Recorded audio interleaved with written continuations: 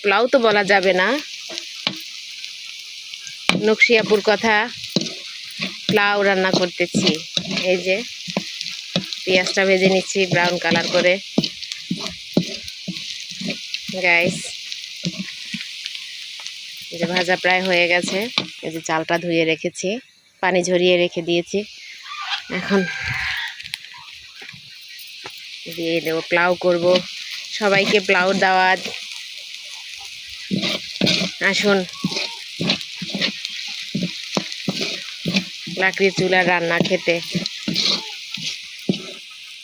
জানি না গাইস, আপনাদের মতো অতটা ভালো রান্না করতে পারি না, তবে চেষ্টা করি, ইনশাআল্লাহ একদিন হয়ে যাবে।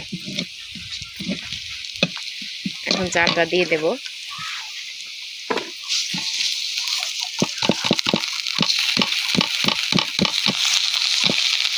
এই হচ্ছে জাল জাল, বাবা শুকনা লাকড়ি না, শুকনা লাকড়িতে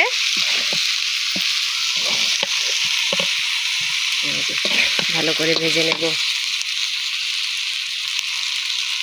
এই চালটার ঘ্রাণ খুবই ঘ্রাণ, পোলার চালটার ঘ্রাণই পেট ভরে যায়।